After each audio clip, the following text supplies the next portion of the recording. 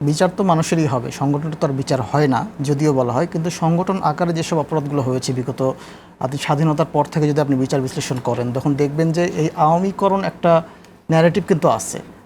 আওয়ামী লীগ শুধু শুধু আওয়ামী লীগ না, আওয়ামী লীগ একটা ন্যারেটিভের নাম, একটা আদর্শের নাম। এরা এই আদর্শ প্রতিষ্ঠা করেছে যে তারাই শুধু মুক্তিযুদ্ধের নেতৃত্ব দানকারী একটি দল, বাকি সব হলো একটা স্বাধীনতা বিরোধী শক্তি। সেই হিসাবে মনে করেন এই যে এই 24-এর গণঅভ্যুত্থানে যেই মানে জেনোসাইড হয়েছে বা ম্যাস কিলিং হয়েছে যেটাভাবে ব্যাখ্যা করেন না কেন, আমি মনে করি যে এখানে জাতিগত নিধন না হলেও একটা নির্দিষ্ট গোষ্ঠীকে টার্গেট করে করে তারা কিন্তু হত্যাগুলো চালিয়েছে। সেই হিসাবে এটাকে জেনোসাইড বললেও কিন্তু অত্যুক্তি হয় না। এখানে আবার যদি আপনি মনে করেন মানে সংজ্ঞায়নের দিকে যদি আপনি এটাকে জেনোসাইড নাও বলেন, তাও এটা কিন্তু বিশাল একটা ম্যাস কিলিং। তো আমার মনে হয় যে আওয়ামী লীগের দল হিসেবে অবশ্যই তো নিষিদ্ধ অবশ্যই করতে হবে। এরপর নিষিদ্ধ করে তাদের কার্যক্রমগুলোকে স্থগিত রেখে তাদের যে অবৈধ টাকা পয়সা এবং যেসব বিদেশে পাচারকৃত যেসব টাকা পয়সা সেগুলো দেশে আনার ব্যবস্থা করা, এবং তার দেশে যাতে তাদের কোনো বিষয় থাকে সেগুলোকে অবশ্যই রাষ্ট্রীয় সম্পদে প্রয়োগ করে নিয়ে তাদেরকে করে ফেলা। আমার মনে হয় এটার মধ্যে দিয়ে আসতে হবে। আর যারা মনে করেন যারা গণহত্যার সাথে জড়িত নয় কিন্তু তারা আওয়ামী লীগের রাজনীতি করেছে, আওয়ামী লীগকে ভোট দিয়েছে, আওয়ামী লীগের পক্ষে ন্যারেটিভ তৈরি করেছে, তাদেরকে অবশ্যই ট্রুথ অ্যান্ড রিকনসিলিয়েশনের মধ্য দিয়ে আসতে হবে। তাদেরকে অবশ্যই আসতে হবে। এর মধ্য দিয়েই মনে হয় যে বাংলাদেশে তাদের রাজনীতি করার একটা প্রেক্ষাপট রচনা হতে পারে। রিকনসিলিয়েশনের কথা আপনি বলছেন, আপনার কি মনে হয় যে কেউ এখানে ক্ষমা চাইবার জন্য বসে আছে, অপেক্ষা করছে, বা কেউ ক্ষমা চাইতে এখনো পর্যন্ত তো 1 বছর হতে যাচ্ছে গণহত্যার, কিন্তু এখনো পর্যন্ত তাদের মধ্যে ক্ষমার কোনো নিদর্শন আমি দেখিনি। ফলেই এই বিষয়টা আরও মানে জোরদার হয় যে আওয়ামী লীগকে দল হিসেবে নিষিদ্ধ করার বিষয়টা। যদি ক্ষমা একটু প্রবণতা দেখা থাকতো, যদি একদম তৃণমূল পর্যায়ের একটা লোকও যদি বলতো যে না আমি এই বিষয়টা আমার দ্বারা একটু ভুল হয়ে গেছে, ফলে আমাকে মনে হয় আরেকবার সুযোগ দেওয়া উচিত, যদি এটাও হতো তাহলে মনে হয় যে না তাদেরকে আরেকবার সুযোগ দেওয়া যেতে পারে। কিন্তু আসলে মানে এখন যদি তাদেরকে আবার সুযোগ দেওয়া যায় দল হিসাবে, তাহলে এই দল মানে একটা বিশাল আগ্রাসী হয়ে উঠবে এমনটাই সম্ভাবনা দেশের মানুষ করছে। আচ্ছা রাকিব, আমি আপনার কাছে শুনতে চাই যে আপনার দল থেকে যেমন আপনাদের মহাসচিব, বিএনপির মহাসচিব বলেছেন সংগঠনের আওয়ামী লীগ আছে সংগঠন, তার সেই সংগঠনের বিচার হওয়া উচিত। আবার আপনাদের আরেকজন নেতা অ্যাডভোকেট ফজলুর রহমান তিনি বলেছেন যে হাসিনা ভালো কিন্তু হাসিনা খারাপ কিন্তু আওয়ামী লীগ ভালো। আপনি কি বলবেন যে আওয়ামী লীগের বিচার আপনি চান কিনা বা হওয়া উচিত কিনা? এক্ষেত্রে আমাদের পার্টির যে স্ট্যান্ড, এটি কিন্তু আমাদের এখনকার বক্তব্য না। আমরা শুরু থেকেই কিন্তু এই স্ট্যান্ডে রয়েছি যে নিষিদ্ধ কিন্তু কোনো সমাধান নয়। আমরা দেখেন ছাত্রলীগের যখন নিষিদ্ধ ঘোষণা করা হলো, তো যে বা যারা বৈষম্যবিরোধী ছাত্র আন্দোলন বলেন কিংবা অপর অল্প কিছু ছাত্র সংগঠন রয়েছে, তারা কিন্তু এত উচ্ছ্বাস হয়েছে যে তারা মনে হয় না জানি কী করে ফেলেছে। আলটিমেটলি যেটা হয়েছে, নিষিদ্ধ করার ফলে এই ছাত্রলীগের যে সকল নেতাকর্মী, মানে নিচু সারির নেতাকর্মী, কিন্তু শেখ মুজিব এবং খুনি হাসিনাকে ধারণ করে তারা কিন্তু স্টিল না বিভিন্ন হল পর্যায়ে শিক্ষা প্রতিষ্ঠানগুলোতে অবস্থান করছে। ঢাকা বিশ্ববিদ্যালয়ের হলগুলোতেও এখন স্টিল না অবস্থান করছে। আমাদের সেজন্য প্রথম থেকে স্ট্যান্ড ছিল যে আমরা ছাত্রলীগের বিচার চাই, ছাত্রলীগের সন্ত্রাসীদের বিচার চাই, নেতাকর্মীদের বিচার চাই, বিচারের আওতায় নিয়ে আসুন। এর জন্যে ছাত্রদল এত ব্যস্ততার মাঝেও আমরা কিন্তু বারবার ছাত্রলীগের বিচারের দাবিতে আমরা কর্মসূচি পালন করেছি শিক্ষা প্রতিষ্ঠানগুলোতে। মার্চ ফর জাস্টিস, আমরা বিচার চাই, ছাত্রলীগের বিচার চান, আওয়ামী লীগেরও বিচার চান, অবশ্যই ছাত্রলীগের এবং ছাত্রলীগের সন্ত্রাসীদের বিচারের দাবিতে আমরা মার্চ ফর জাস্টিস কর্মসূচি বেশ কয়েকবার পালন করেছি। কিন্তু অপর আমি যাদের যে সংগঠনগুলোর কথা বললাম, তারা কিন্তু ছাত্রলীগের বিচারের দাবিতে সোচ্চার নয়, তারা ছাত্রলীগের নিষিদ্ধের দাবিতে সোচ্চার। এখন নিষিদ্ধ কিন্তু শেষ কথা না। নিষিদ্ধ করে কি হয়েছে? ছাত্রলীগ এখন পর্যন্ত দেখেন এই রাজধানী ঢাকা সহ বাংলাদেশের বিভিন্ন জেলা উপজেলায় তারা এখন পর্যন্ত কিন্তু মিছিল করার দুঃসাহস দেখাচ্ছে, সোশ্যাল মিডিয়ায় তারা অ্যাক্টিভ রয়েছে।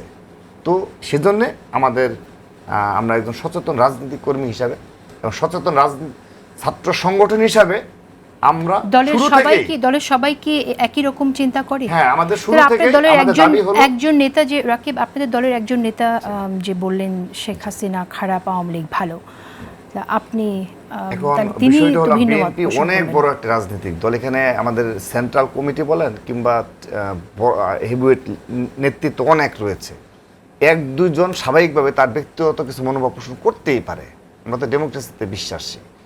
কিন্তু আমাদের দল বলেন কিংবা আমাদের ছাত্র সংগঠন, ছাত্র দল, আমরা শুরু থেকে আবারও বলছি আমরা ছাত্রলীগের এবং ছাত্র সন্ত্রাসীদের বিচার চাই, এবং অবশ্য সংগঠন হিসাবেও ছাত্রলীগের বিচার আওতায় নিয়ে আসতে হবে। আচ্ছা, এবং ধন্যবাদ আমি আমার ব্যক্তিগত অভিমতটা বলি, আওয়ামী লীগকেও দল হিসাবে তারা যে ধরনের, আমি এক ধরনের গণহত্যাই বলবো এটাকে, যদিও অনেকে বলে মাস কিলিং, কিন্তু আমি গণহত্যাই বলবো, এর সাথে যে সম্পৃক্ততা রয়েছে দল হিসাবে তাদের বিচার হতে হবে। আচ্ছা, অ্যাডভোকেট ফজলুর রহমানের এই মন্তব্য নিয়ে আপনার কাছে এটা শুনতে চাই যে তিনি যেটা বললেন, দল যা চিন্তা করে ঠিক তার বিপরীতে তিনি কথাটা মন্তব্য রেখেছেন, আমি আপনি তার কিভাবে মন্তব্য দেখছেন? নিয়ে কোনো মন্তব্য করতে চাই না, কারণ আমার কাছে তিনি খুব গুরুত্বপূর্ণ বা নীতি নির্ধারণী পর্যায়ে দলের আছেন এটা আমার কাছে মনে হয় না, এবং তার বক্তব্যকে কোনো দলীয় বক্তব্য হিসাবে গ্রাহ্য করার কোনো সুযোগ বা অবকাশ আছে বলেও আমি মনে করি না।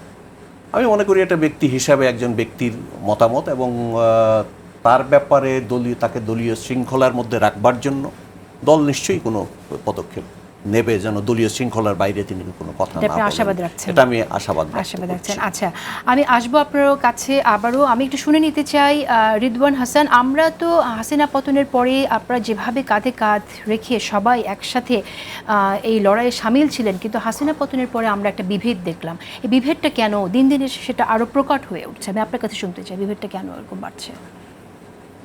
বিভেদটা আসলে হচ্ছে যে যখন আমাদের উপর একজন স্বৈরাচার থাকে, মাথার উপর যখন জুলুমের একটা খড়গকৃপাত থাকে, তখন সব মজলুম এক হয়, মজলুমের রক সারা পৃথিবীতে এক। তো যখন আমরা দেখলাম যে মাথার উপর থেকে স্বৈরাচারের জগদ্দল পাথর সরে গেল, তখন থেকেই এখন যার যার নিজস্ব স্বার্থান্বেষী যে চিন্তা ভাবনা এবং স্বার্থ উদ্ধারের চিন্তা ভাবনা, সেটা আমাদের মধ্যে যখন সামনে বেড়ে আসলো, এবং আমরা দেখতে পাচ্ছি যে আপনি বলছেন মাথার উপর থেকে ফ্যাসিস্ট সরে গেল, কিন্তু ফ্যাসিজমের বীজ তো এখনো রয়ে গেছে।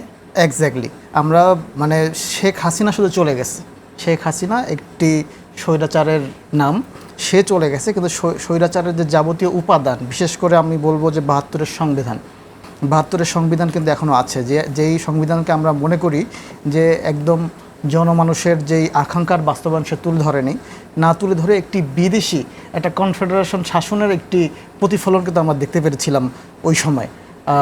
আমরা জানি ওই সময়ে যেই সংবিধান হয়েছে সেটা মানুষের ওরকম কাছে গিয়ে সেই সংবিধানের জন্য মতামত নিয়ে যে তৈরি করেছে বিষয়টা এমন নয়, বরং আমরা দেখতে পাচ্ছি রাতারাতি একটি সংবিধান আমাদের উপর চাপিয়ে দেওয়া হয়েছে, বরং এই সংবিধান জনমানুষের আকাঙ্ক্ষা বাস্তবায়নে ব্যর্থ হয়েছে। ফলে আমরা দেখেছি ৭১-এর পরবর্তী থেকে নিয়ে এখনও পর্যন্ত গণহত্যা অনেকবার হয়েছে। দেখেন, আপনি দেখেন যে ৫ তারিখে শেখ হাসিনা চলে যাওয়ার পরও পুলিশ মানে কিসের বার্তার আলোকে সে মানুষের উপর এই হত্যাযজ্ঞ চালায়। আর সবচেয়ে বড় কথা হলো, আমরা যখন ৫ই আগস্ট আমরা যাত্রাবাড়ি থানা ক্রস করলাম, আমরা সর্বপ্রথম ওখানে গিয়েছি।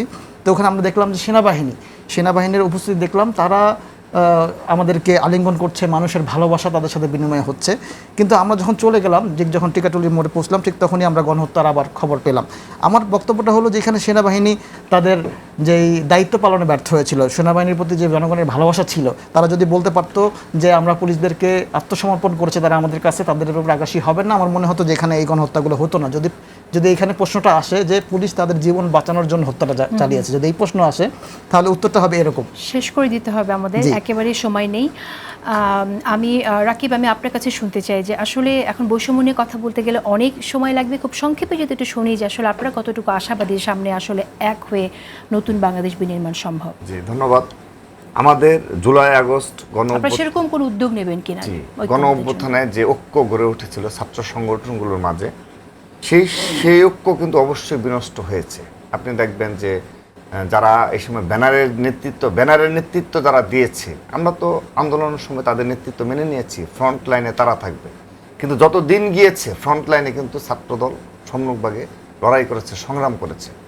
তো সেই কৃতিত্ব স্বীকার করে, এবং আমাদের সংগঠন হিসাবে ছাত্র দলের ১৪২ জন নেতা কর্মী ও সমর্থক আমাদের শহীদ হয়েছে এই আন্দোলনে। তো সেই কারণে তাদের প্রতি ন্যূনতম সহানুভূতি, কিংবা যারা পঙ্গুত্ব বরণ করেছে ছাত্র দলের, কিংবা যারা আজকে সত্যিকার অর্থে খুবই মানে পঙ্গুত্ব বরণ করেছে, চোখ হারিয়েছে, অসহায়ভাবে জীবনযাপন করছে, তাদের প্রতিও সামান্য সহানুভূতি এই জুলাই আগস্ট ফাউন্ডেশন নামে যে করা হয়েছিল সেগুলো তো ছিল না। তো এইসব একটি কারণ। আরেকটি বিষয় আমি বলে শেষ করে দিচ্ছি যে কেন এই ঐক্যটা বিনষ্ট হয়েছে।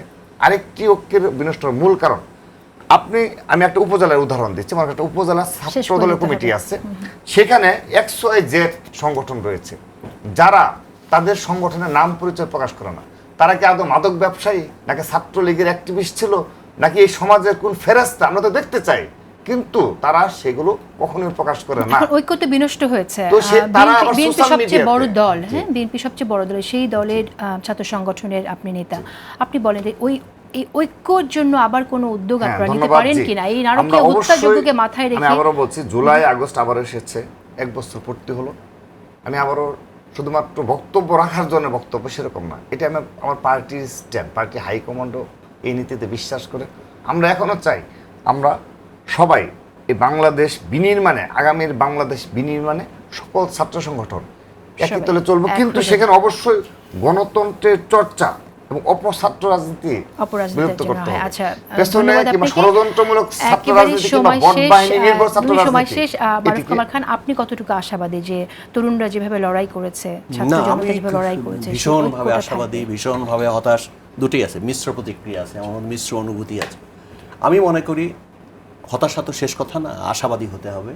এবং আমরা তো হতাশ ছিলাম যে শেখ হাসিনা যে ফ্যাসিবাদের যে জগদ্দল পাথর জাতির উপর চাপিয়ে দিয়েছে বা চেপে বসেছে, এর কোনো অবসান সহসা হবে না। কিন্তু এই ছাত্র তরুণরাই তো, তারাই তো সরিয়েছে, সবাই ঐক্যবদ্ধ হয়েছে, তারা সরিয়েছে। তো সুতরাং যখন প্রয়োজন পড়বে, যখন প্রয়োজন তীব্র হবে, এই প্রয়োজনীয় তীব্রতাই কিন্তু আবার সকলকে ভেদাভেদ ভুলে ঐক্যবদ্ধ হতে তাদেরকে প্রাণিত করবে, উদ্বুদ্ধ করবে, এটা আমি বিশ্বাস করি। এবং তার মধ্য দিয়ে কিন্তু বাংলাদেশ নতুন পথ খুঁজে পাবে এবং আমি এগিয়ে মনে যাবে। করি যে এই এটা প্রয়োজনীয়তা শেষ এখনো করবার আগে, ভীষণভাবে শেষ উপস্থিত। করবার আগে আমার একটু ব্যাখ্যা আছে, সেটা হলো আমি রাকিবকে ধন্যবাদ দেই, এই যে আওয়ামী লীগ সম্পর্কিত তার যে অবস্থান সে ব্যাখ্যা করেছে, এটার জন্য তাকে ধন্যবাদ। এবং আমি এটা বলতে চাই, আওয়ামী লীগের প্রত্যেককে বিচার করতে হবে, যারা অপরাধ করেছে তাদের বিচার করতে হবে, এবং ছাত্রলীগের বিচার করতে হবে, সমস্ত অঙ্গ সংগঠনের বিচার ধন্যবাদ। করতে হবে। আপনাকেও আমার শেষ করে দিতে হচ্ছে। তবে একটা বই যেটা ট্রুথ এবং রিকনসিলিয়েশন একটা পর্যায়ে গিয়ে কিন্তু করতে হবে, সুতরাং একটা রিদওয়ান জাতীয় যেটার কথা জাতীয় বলছিল, হ্যাঁ, ঐক্যমত এটা- কিন্তু স্থাপন করতে হবে।